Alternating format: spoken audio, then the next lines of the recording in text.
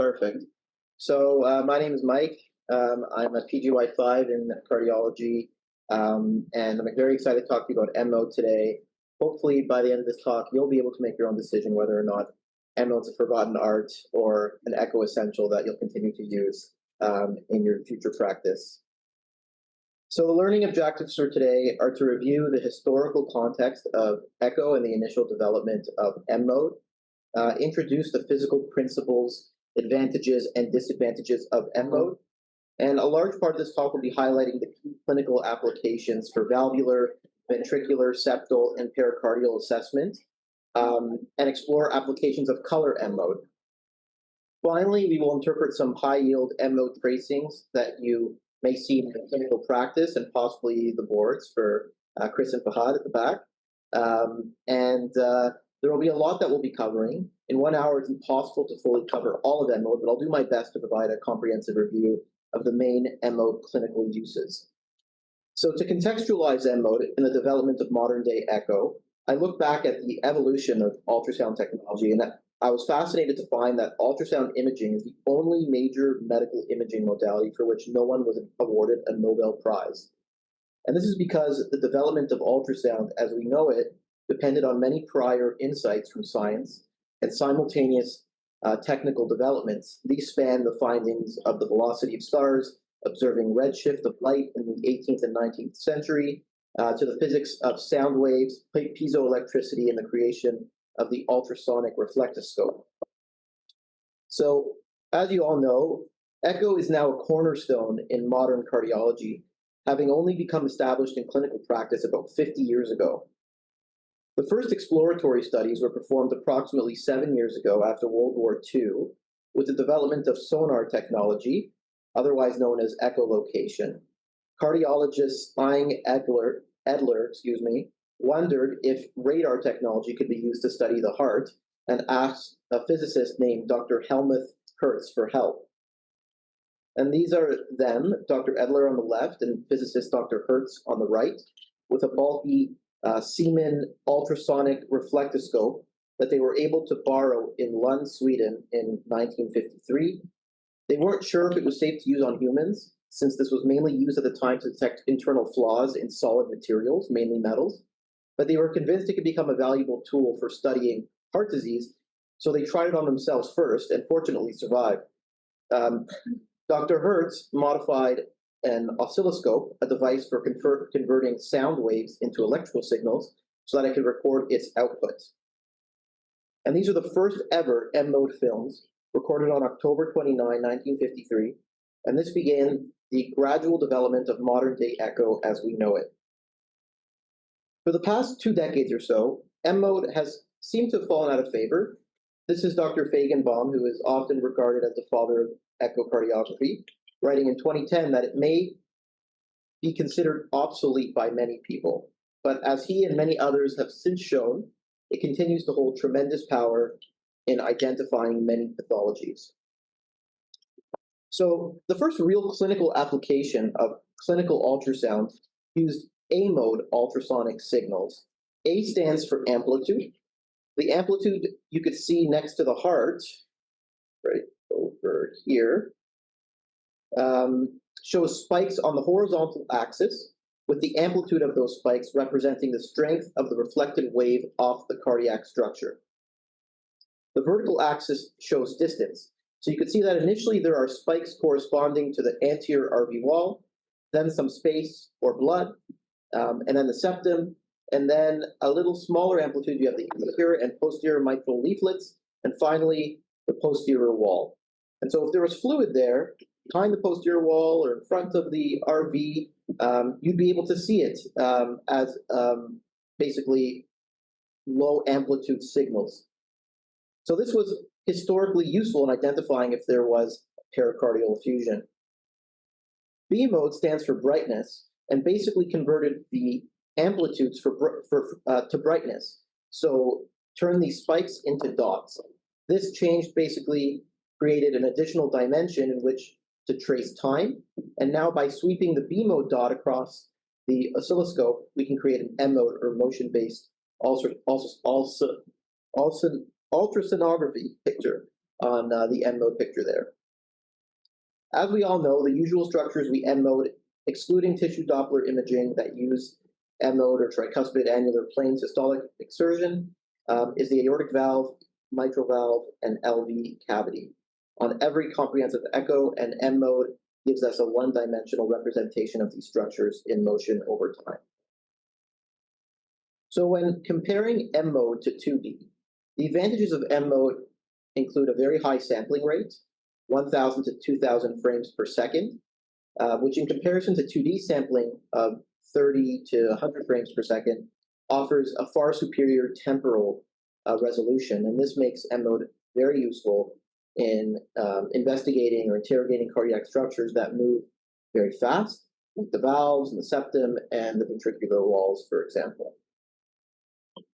The obvious disadvantage is that you are only interrogating a single dimension of a cardiac structure, and it can provide inaccurate information if placed in a non-perpendicular orientation. So, of course, it is meant to be a complementary tool with our other modalities within a comprehensive echo study. So to lead off, the mitral valve is probably the most well-known M node tracing. It can be obtained by cutting across the mitral valve leaflets in the peristernal or short axis windows. I pulled up a normal M mode that I annotated with the mitral valve phases. So as you can see, this is a peristernal long axis view, taking a slice through the anterior RV wall, then the interventricular septum, and then the anterior mitral leaflet, which is annotated, followed by the posterior mitral valve leaflet, and finally the posterior wall of the LV. The normal M mode tracing of the anterior leaflet of the mitral valve is M-shaped, and the posterior leaflet is a mirror image with a W configuration, but sometimes the posterior leaflet can be difficult to visualize in this view. But intuitively, we know that with normal mitral valve structure and function, the anterior and posterior leaflets open during diastole and come together and close during systole. So D is early diastole, when the mitral valve opens. E is the maximum opening of the anterior mitral leaflet, almost coming into contact with the septal wall. Then, as the pressure begins to equalize between the left ventricle and the left atrium, the valve begins to close in mid-diastole. You can see that in F. But then you have an A wave, which is the atrial contraction. And once that is completed, you have C, which stands for closure of the mitral valve at the end of diastole. So between C and D is your systolic period. The first example we will review is hypertrophic cardiomyopathy with associated systolic anterior motion, or SAM, of the anterior mitral valve leaflet. First off, you could see that when compared to normal image in the last slide, the remarkably thick interventricular septum, the E and A waves are relatively preserved, but you will see in systole, when the valves are supposed to be closed, you see the anterior displacement right here of the anterior mitral valve leaflet with septal contact. This was a very interesting study that was done back in 1984, which was done by University of Toronto cardiologists. They showed that the duration of SAM septal contact in systole corresponds with the peak gradient across the outflow tract. The gradient is higher with an increase in the duration of SAM septal contact, but also the decreased time to onset of systole to contact of the septal wall. So you could see in these figures here, the increased gradients from left to right, depending on how long the actual anterior mitral valve leaflet is in contact with the septum.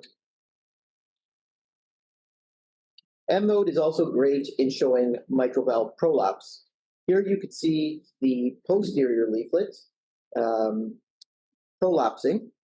Normally in systole, there should be a relatively flat line between points C and D, during which the mitral valve leaflets remain closed. Mitral valve prolapse presents by M mode as a systolic, what they call bowing of the leaflets, 3 or more millimeters below the C to D line into the left atrium. M mode is even better in appreciating the timing of prolapse. So on the left, you can see the posterior leaflet seems to become displaced early on in systole. You can see some separation there. And peaks in the latter half of systole. So this produces a holosystolic separation and regurgitation with late systolic accentuation. But MR volume is more severe when the prolapse duration is longer. So comparatively on the right-hand side, you could see the posterior leaflet separate only in the latter half of systole, resulting in a shorter duration of the separation and regurgitation.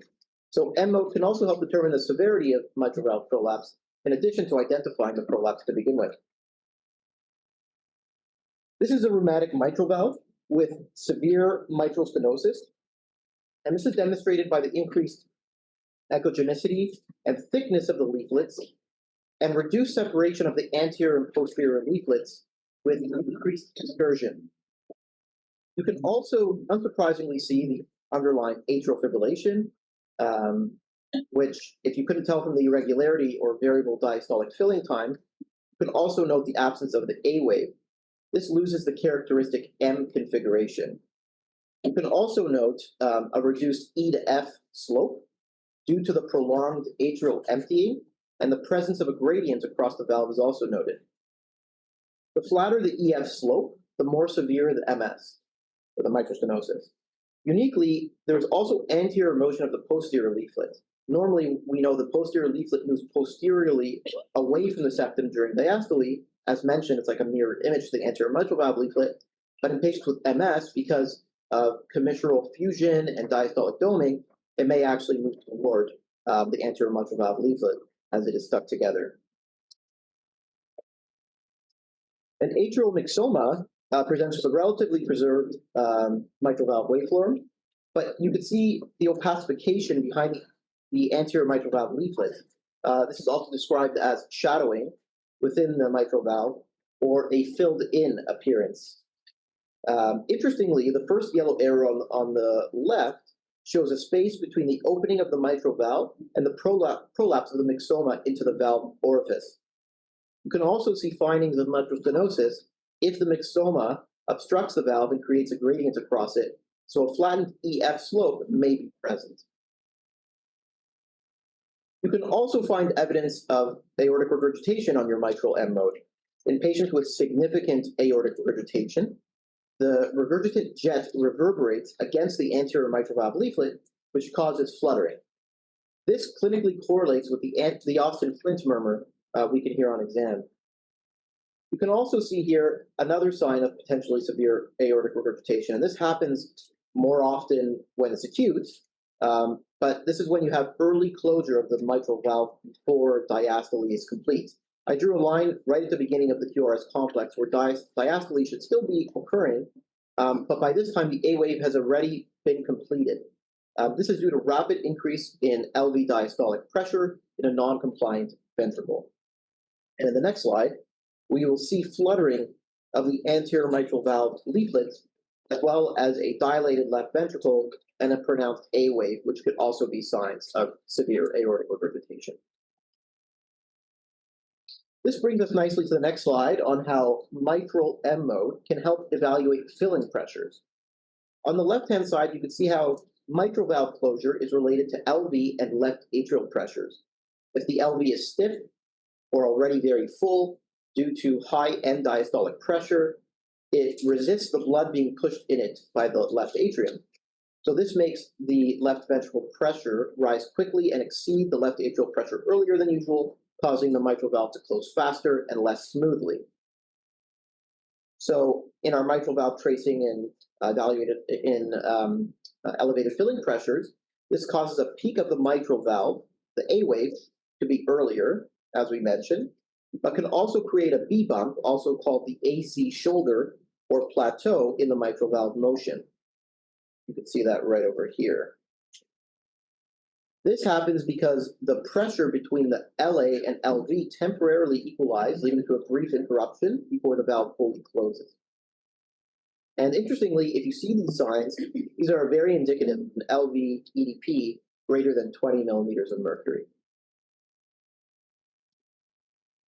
Here are some early MO tracings that illustrate the concept of E-point septal separation. In the first case on the left, the anterior mitral leaflet reaches its peak at the E wave, coming very close to the interventricular septum, which is normal. In contrast, on the right, the left ventricular cavity is significantly larger, and you can see that quite easily.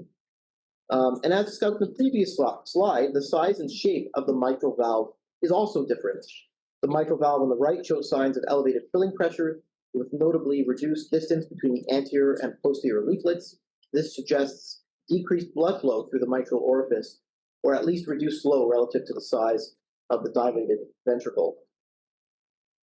The increased distance or separation between the peak of the mitral valve opening, the E point, and the septum is obvious.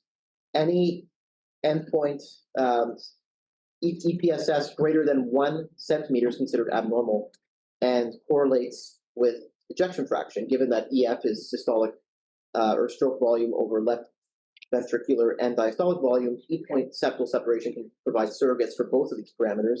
And intuitively, we can't use EPSS all the time. It's not valid in patients with mitral stenosis or aortic regurgitation, which is distorted by other factors than just pure flow passing through the valve. This is an example of how you can calculate E point septal separation, relatively simple, from the peak of the E wave to the septum. And again, if this value is above 1, this is abnormal. The next valve we will talk about is the aortic valve.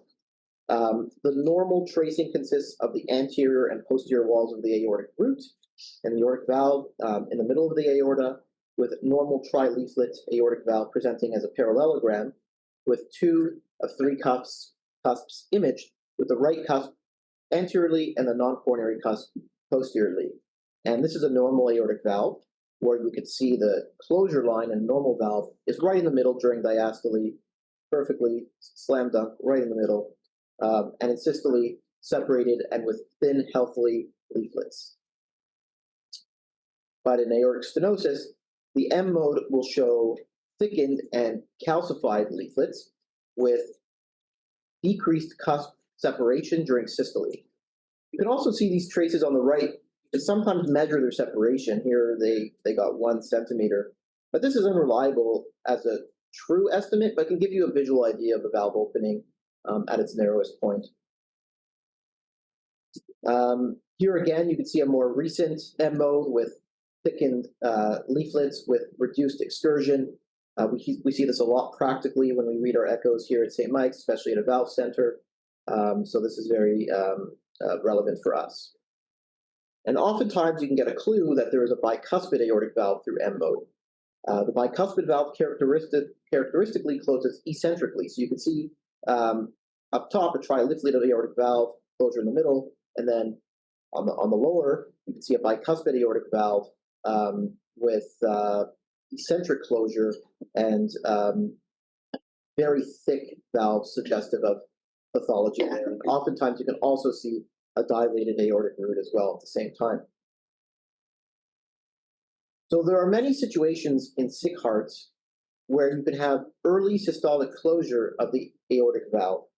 Usually in LV dysfunction or low stroke volume, you can see aortic valve tapering and premature closure before the beginning of the T wave on electrocardiogram.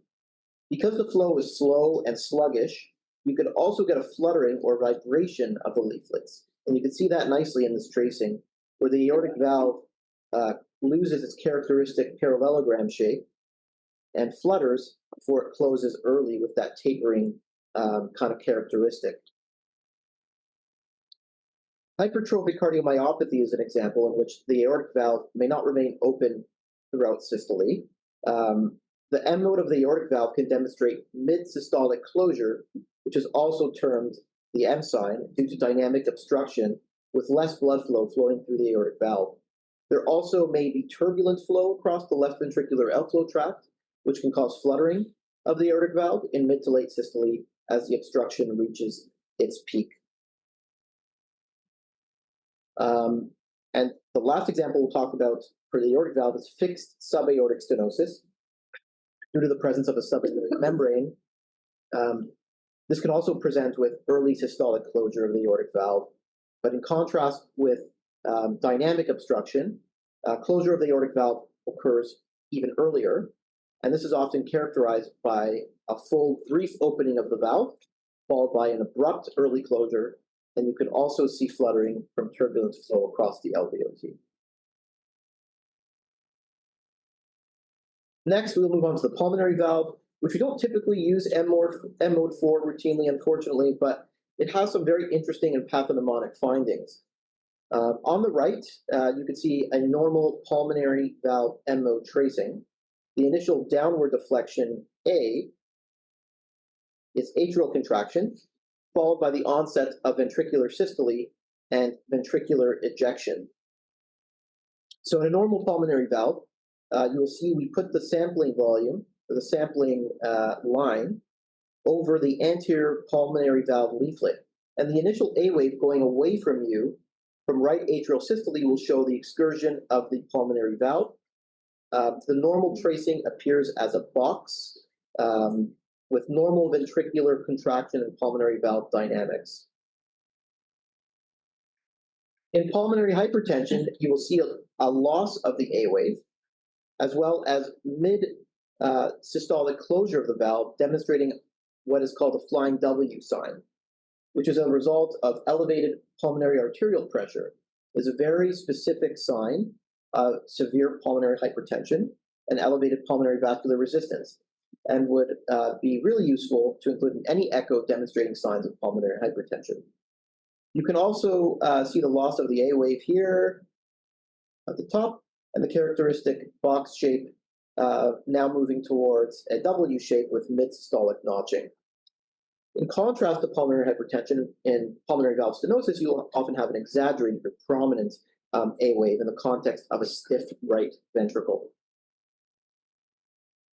So next we will talk about the interventricular septum, and building off of Dr. Leon Poy's talk on abnormal septal motion.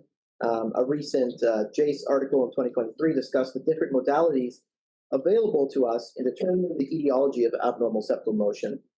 I found it incredible that M-mode is listed on every single one of these items, making it a truly powerful tool in understanding why the septum isn't appearing normal.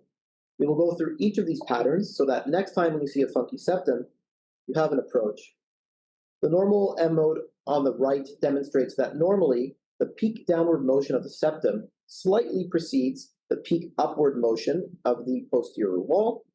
And normally as well, as you'll see, I just colored in red, in early diastole, you will have a normal dip due to early filling of a compliant right ventricle, which precedes left ventricular filling. The septum has minimal motion during pre-ejection and moves leftward and towards the center of the LV in systole as the posterior left ventricular wall comes towards the septum. So very efficient movements. In contrast to this normal septal motion and the small early diastolic dip that I again highlighted there just in my little red dots, after systole ends, in the left bundle branch block or a ventricular paced rhythm, during the pre-ejection phase, you will have what's called a septal flash or beaking with associated flattening of the septal curvature while the lateral wall contracts. This dysynchrony can be seen on the image on the right. So you have discoordination between the interventricular septum and the LV free wall, with leftward shift of the septum during the pre-ejection phase and a rightward shift during ejection. This is just a quick slide showing how in left bundle branch block it is synchronous, and in CRT this improves. You will also see septal flattening when reading echoes, and trying to painfully slow down the image to see if the pattern is more in keeping with RV volume or pressure overload or both is sometimes very difficult. What is important to figure out is, of course, the timing of the D-shaped septum. And here is an example of a massive PE with right ventricular pressure overload. We can see flattening of the septum predominantly in systole. And here are the 2D pictures as well below. Conversely, in severe TR, you can see septal flattening predominantly in diastole, which makes us think more of RV volume overload. So again, M-mode is extremely valuable in determining timing of fast-moving phenomena in the cardiac chambers and the septum. In constrictive physiology, the ventricles are encased by a thickened pericardium that limits their ability to fill.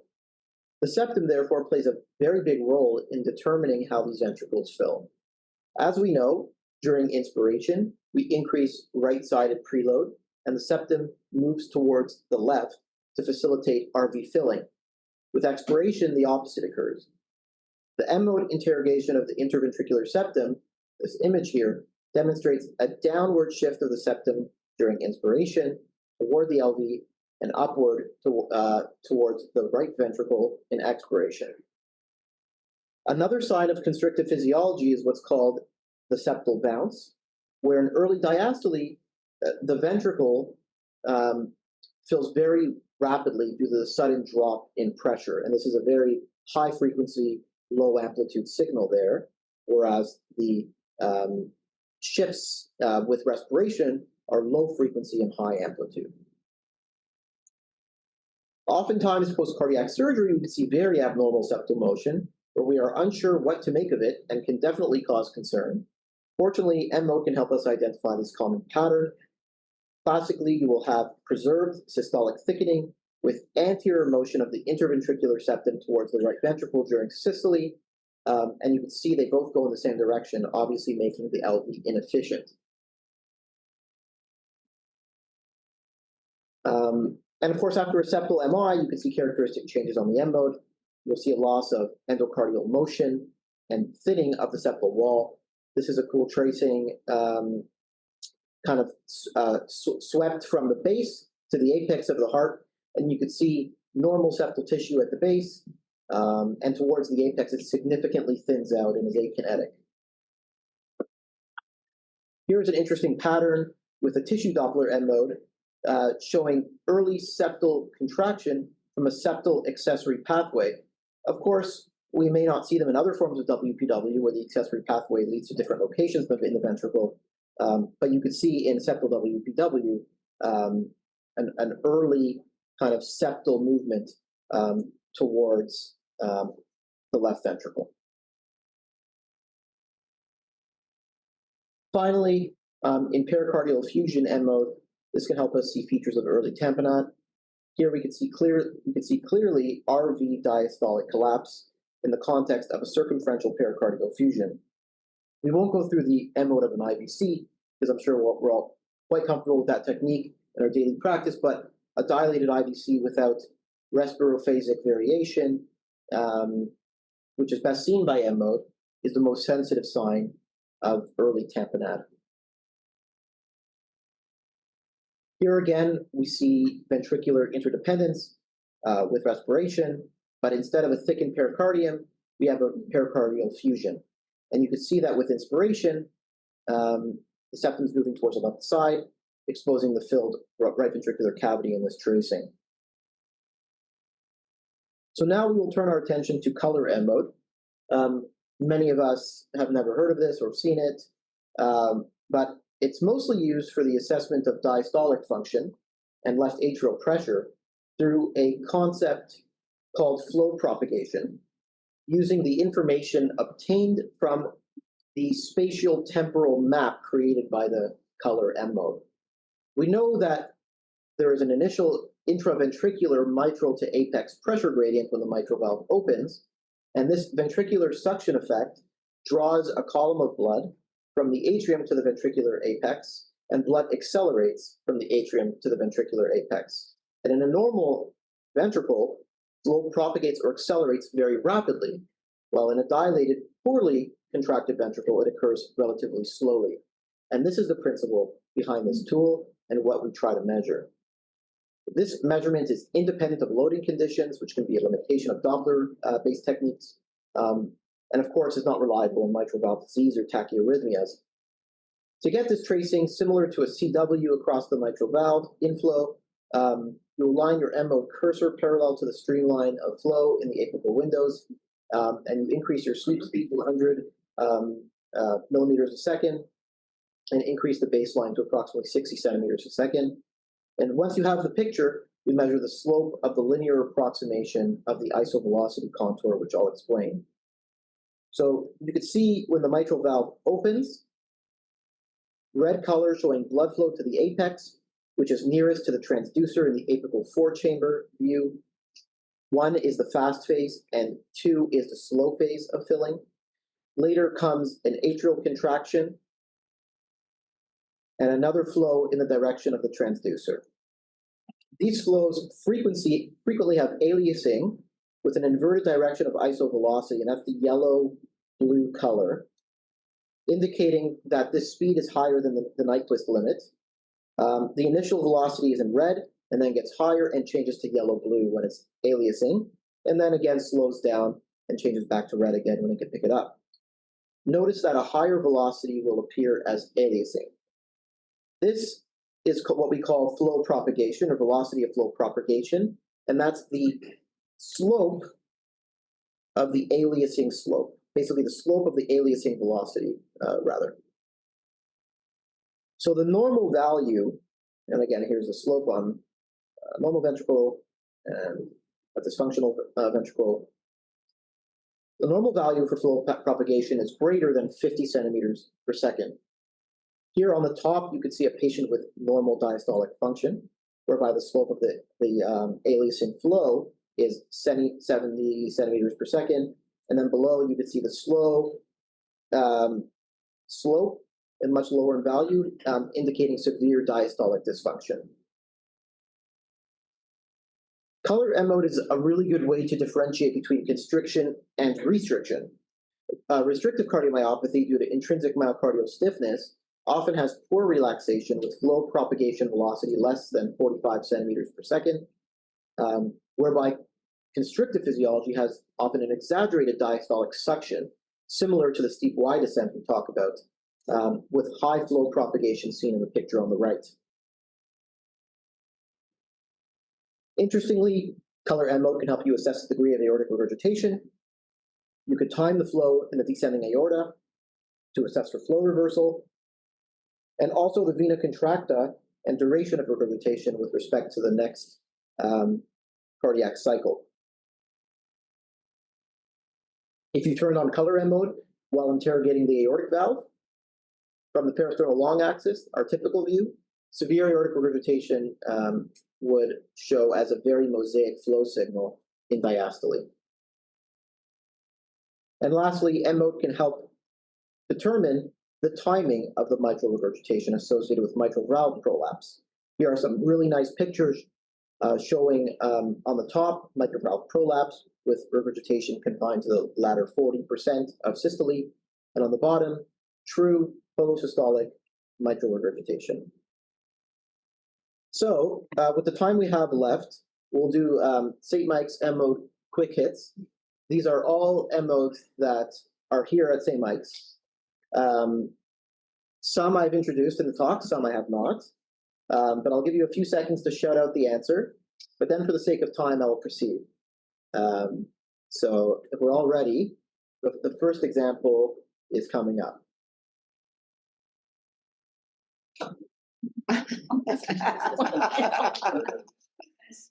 Yes, perfect.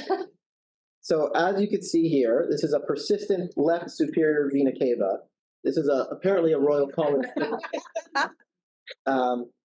whereby a bubble study is injected in the left arm, and it goes through the left SVC, which congenitally remains in about 0.3% to 0.5% of the population, and into the coronary sinus, where it then drains into the right atrium and right ventricle.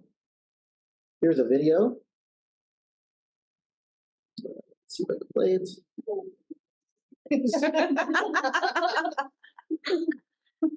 The timing is quick, and that's why M mode is so great. So you could see initial filling of the coronary sinus and then drainage into the RA or RV. And if this was normal anatomy, the bubbles would first go into the RA and not drain through the coronary sinus. In most people, the left SVC, which is a normal embryological structure, will regress before birth. And this is the normal situation on the left, letter A, and on the far right is likely our situation, but it could also be B or C.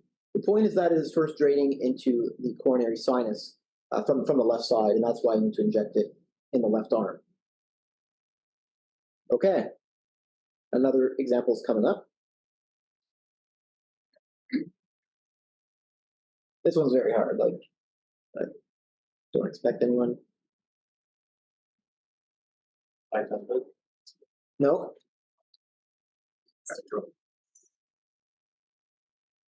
Oh, EOT. Very close. There's turbulent flow. Subaortic. No, but very close. Very good. This is eddy's current, and it's a normal circulatory property that helps fill the aortic cusps with blood and close the valve. You can see that turbulent flow here, right over here. This was actually first described by Leonardo da Vinci, and he actually drew an anatomical sketch of how Leonardo DiCaprio, how this could work. This could sometimes be seen as a benign fluttering of the leaflet, which is the case as I showed in this, where you have turbulent flow on the cusp. And this property really, in a normal individual, is just to help close the cusp and fill the coronary arteries. So sometimes you could see a very beautiful fluttering of one of the cusps. That's just eddy's current. Yeah, it's just always only one cusp. Yeah. Only one. Okay. Is it bicuspid? Close. It is the aortic valve. It's a low stroke volume. Yes. Perfect. So this is a low stroke volume example that we had earlier. Low cardiac output. You have to cheat and look at the 2D instead of. So you could see the early systolic closure and the tapering of the aortic valves, and also vibration. So that's a really nice example of low cardiac output. It's also referred to as a closure drift. And then, how about this one?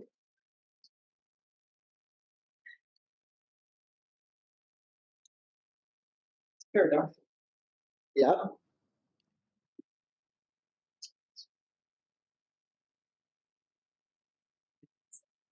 RV volume overload. So this paradoxical motion is consistent with a postoperative state.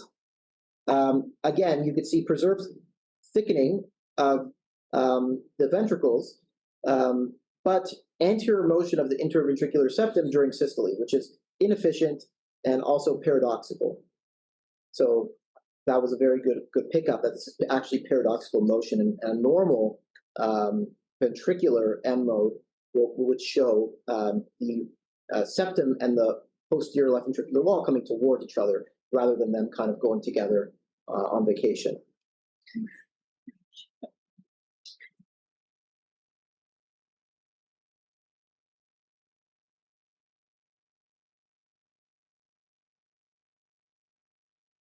So just a clue here is just to figure out what's the timing of septal flattening and what could this signify?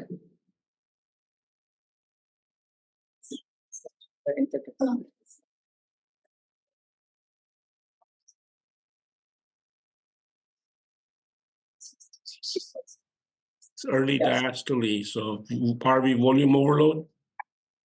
So this is the timing of the septal flattening. We could see is predominantly in systole, which, if we remember, is consistent with right ventricular pressure overload.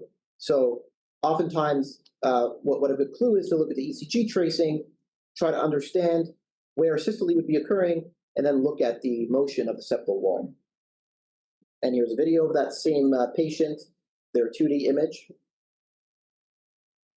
Which is much better to appreciate on 2D. Arguably. Okay.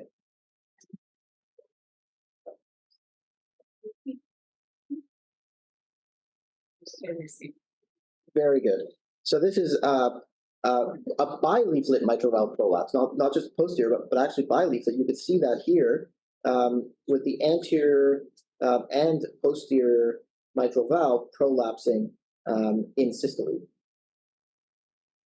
And here's the video of it. It's also pretty nice. Okay. How about this one?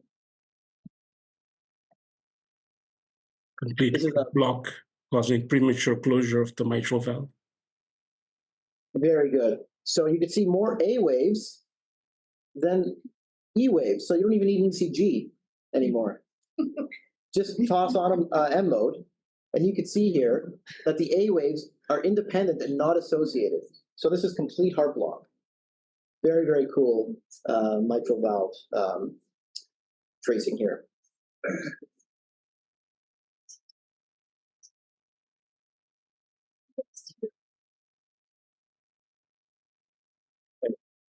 Very good. So this is AI, and you could see fluttering of the anterior mitral valve leaflet and early closure of the mitral valve before diastole.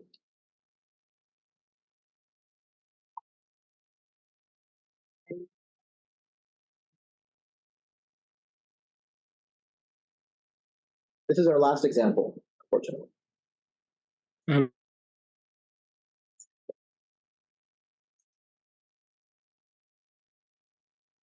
Salvi dysfunction with ILD. Yes. So you can see here, first of all, the very dilated left ventricular cavity, which is a clue, and early closure of the mitral valve before diastole is complete.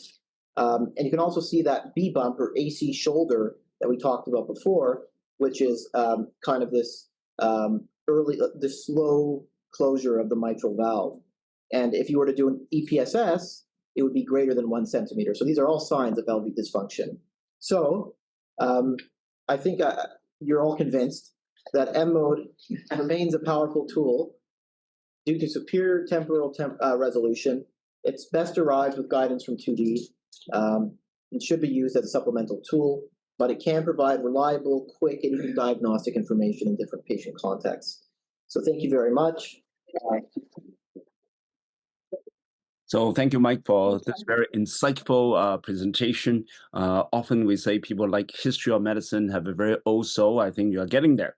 And thank you also for putting in so much effort into doing this presentation. You did mention you put in a lot of time. I completely believe in you. And it's a great trip back to what we call the memory lane, because many of us who are in the room or on the channel right now live have gone through all this one step at a time. And I think among our audience, Dr. Bob Howard actually came through the period where that may be the only modality that was available in the early part of the training, and subsequently 2D arrived and then changed things, but we're still doing M mode at this point. So it's worth a discussion whether we should still use M mode now that we have all these other modalities. So the floor is open to the audience, and for comments and your opinion, please feel free to write in the chat, and then we have a fruitful discussion in the next 30 minutes. Perhaps maybe I can ask Bob to kind of speak about his experience with M mode echocardiography in the early days. Well, yeah, so it's a little embarrassing to say how old I am, but when I was a resident like you, M mode was the only tool. So 2D there was a 2D machine, but we didn't have it here in Toronto, and it was pretty crappy. I mean, the images were horrible. So M mode was really all we had. By the time I finished my training and was a fellow, actually 2D arrived, and there was an actual decent machine that gave actually pretty good images. Even if you saw them today, they're actually weren't bad. That was like 1980. So before 1980, we were really living on M mode, and so there's lots of little subtleties that you did a great job, but even there are more subtleties, right, on some of these things in terms of making the diagnosis. Hypertrophic cardiomyopathy was sort of a big one, and that was a Toronto kind of disease at the time, and the ability to actually diagnose it and have a sense for how bad it was without doing heart catheterization was kind of useful back in those days. So yeah, I think the temporal resolution issue is its kind of big advantage, right? You can see subtle movement that you just can't see with 2D. That helps you with some diagnoses. Yeah.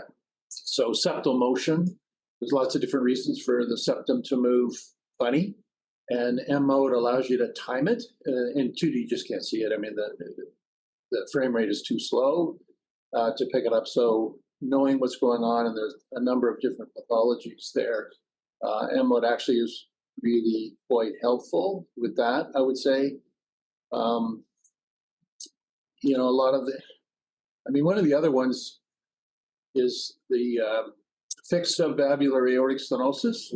They actually usually can't see it on a 2D. The membrane can be so thin, and often the only way you pick it up is the early systolic notch on the M mode across the aortic valve, early systolic notch. And we picked up a number of over time that way, where you see it on the M mode, it's got to be there, but you do the TV and you can't see the membrane. So that's one. It's rare, obviously, but nice not to miss it. So it's yeah, I think it's still, you've made a good case of why in selected cases it's still useful, and frankly, we still use it for mass. So it's actually there, and all of our studies, right? We comment on the mass, and it's an M mode.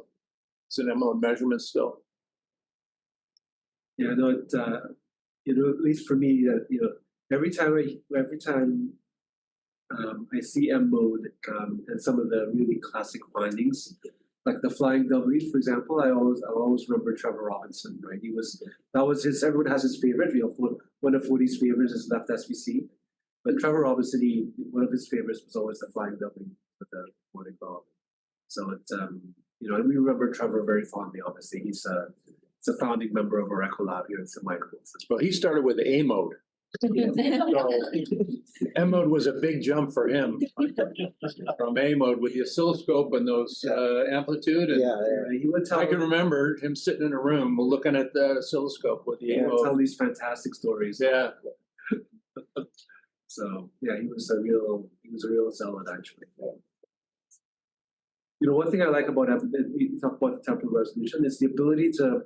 And it's temporal resolution of 2D and color as well, and flow, to be able to show it in one image over a few cardiac cycles, you know, the exquisite timing, systole, diastole, continuous, etc. I think it's nice, and I know when the stenographers do that, and they do it as an addition to the study, as opposed to just a standard acquisition of images. They're trying to show off, right? They're trying to show that you know, it's just a nice skill to have. It's an add-on, and it's you know, if you really like echocardiography, it's a nice nuance, and it kind of shows expertise, I think, in my mind. It's kind of going, you know, kind of taking an old technology and using it in today's modern world, and it's nice. Now, I want to add my reflection on MO as well. I also have the privilege of coming into 2D and color Doppler, and then MO was actually still a big thing, and it was always on the Royal College that we have to know about this, and also on the American Society of Echo Exam, and it really makes you think and appreciate all the giants that have been before us, to actually have all these thoughts that go into implying the heart function and motion and structure and abnormalities through these squiggly lines that may or may not make any sense. So thank you for reviewing once again. I think, you know, it remains a very important part of the training. I think, you know, for sonographers, remains a very important part of your understanding of the mechanics and motion of the heart.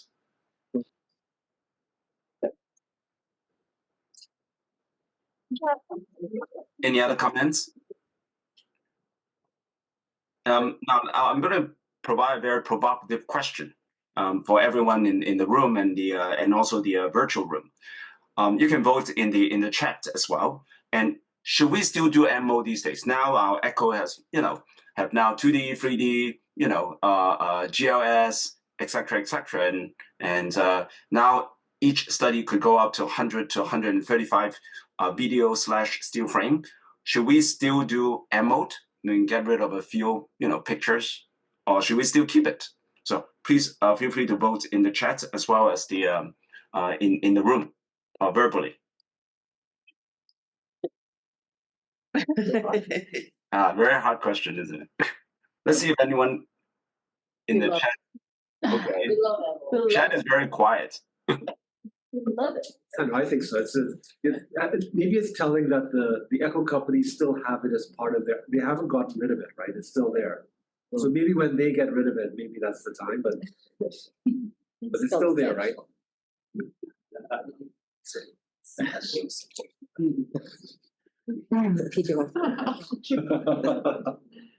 Oh, okay.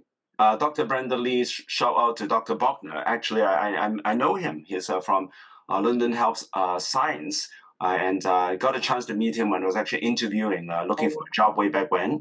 He is, I agree, he remains one of the EMO guard, and also is one of the most amazing teacher in echocardiography over the history. So yes, thank you, Dr. Bogner. And when I first met him, the way he does echo report is really interesting. Like way back when, what happened is they have a bay. I think when I visited London Health Science, they would have a bay of like 3 or 4 echoes, and he would like have a board that goes around, and he would draw everything, like and becomes like a graphical report as well, like mild, moderate, and EF and all these things that actually he draw on the pictures on his report. So that's one way that I learned and was fascinated by that as well.